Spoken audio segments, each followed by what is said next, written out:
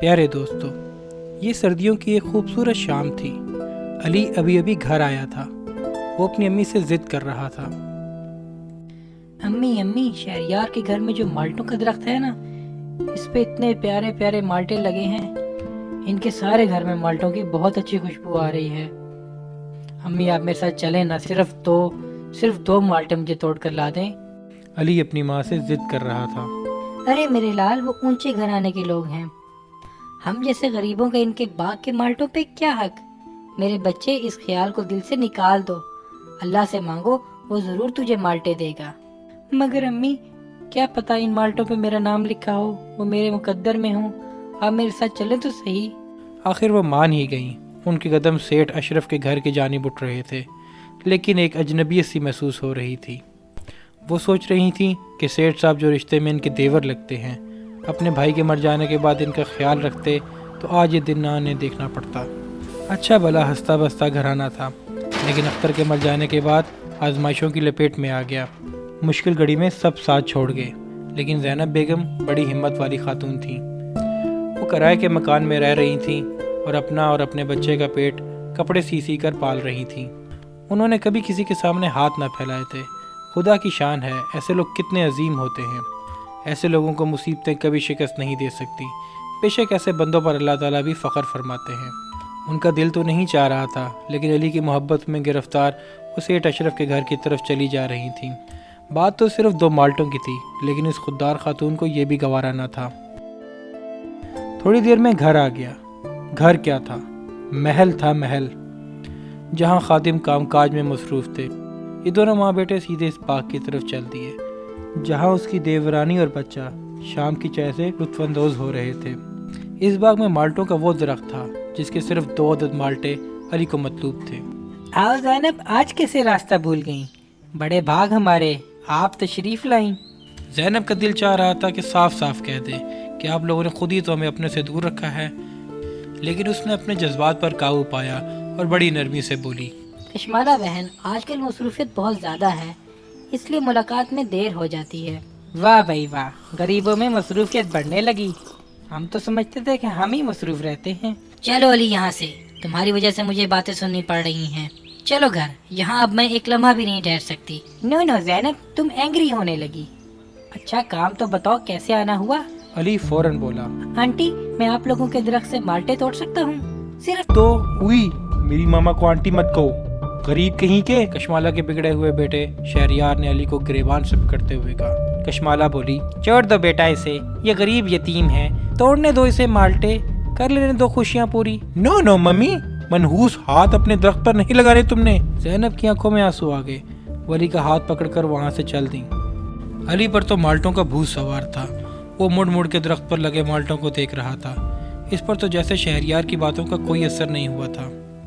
اس بیچارے کو تو صرف 2 عدد مالٹے چاہیے تھے۔ اس نے تو سوچا بھی نہیں تھا کہ شہریار لوگ اس کے ساتھ یہ سلوک کریں گے۔ گھر سے نکلتے وقت اس نے آخری بار پھر مالٹوں کی درخت کو دیکھا، جو اسے کہہ رہا ہو، صبر کرو علی، اللہ ظلم کرنے والوں کو بے مراد کرتا ہے۔ زینب بیگم اپنے آپ کو ملامت کر رہی تھی کہ علی کی اتنی چھوٹی سی خواہش کے پیچھے انہیں اتنی باتیں سننی پڑی۔ رات کافی ہو چکی تھی، نیند علی کی آنکھوں سے کوسوں دور تھی۔ اس کی امی اس کے سر کے بالوں میں بار بار ہاتھ پھیر رہی تھی۔ وہ طرح طرح کے سوالات کر رہا تھا۔ وہ بیچاری بہت کوشش کر رہی تھی، لیکن ان کے جوابات سے علی مطمئن نہیں تھا۔ آخر علی بولا، امی، دنیا والے ایسے کیوں کرتے ہیں؟ ابو کے فوت ہو جانے کے بعد سب نے ہم سے کیوں منہ موڑ لیا؟ آج تو اشرف چچا کے گھر والوں نے مجھے مالٹے بھی نہیں توڑنے دیے، صرف 2 مالٹے۔ آخر وہ بولی، علی بیٹا سو جاؤ، رات کافی ہو چکی ہے، صبح فجر کی نماز کے لیے بھی اٹھنا ہے۔ وہ سوچتا رہا اور رات کسی پہر اس کی آنکھ لگ گئی۔ اس کا چہرہ نور سے چمک رہا تھا اور اس کی پیاری پیاری بڑی بڑی آنکھیں آنسوؤں سے نم تھیں۔ حالانکہ اس عمر میں خوشیوں کے سوا کوئی غم نہیں ہوتا، لیکن اپنوں کی بے وفائی نے آج اس سننے سے علی کو اشک بار کر دیا تھا۔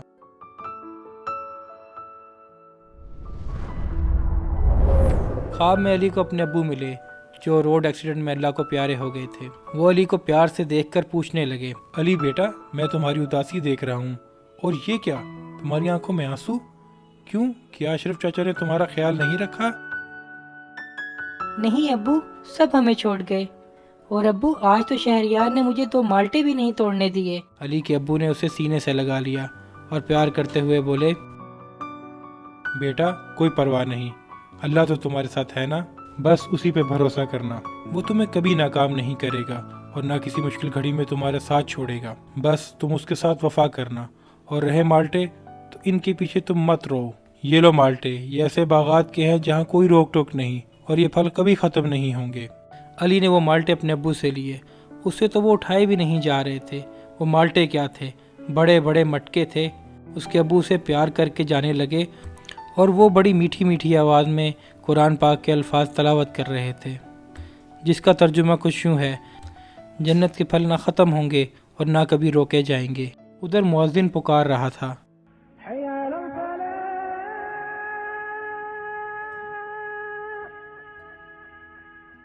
علی بستر سے اٹھا اور سیدھا مسجد کی جانب دوڑا۔ نماز کے بعد اس نے قاری صاحب کو اپنا یہ خواب سنایا۔ وہ بے حد خوش ہوئے اور کہنے لگے، بھائی واہ علی میاں، تم نے جنت کے مالٹے دیکھ لیے۔ جنت کے پھل دائمی ہوں گے، یہ کبھی ختم نہ ہوں گے، ان کو توڑنے پہ کوئی نہیں روکے گا، ان پھلوں کو کھانے پر کوئی روک ٹوک نہیں ہوگی۔ اب علی خوشی خوشی اپنے گھر آ رہا تھا، کیونکہ اس کے دل سے دنیا اور جنت کے بڑے بڑے مالٹوں کا خیال نکل گیا تھا۔ اب تو اس پر بس ایک ہی دھن سوار تھی کہ اللہ کو خوب راضی کر لے۔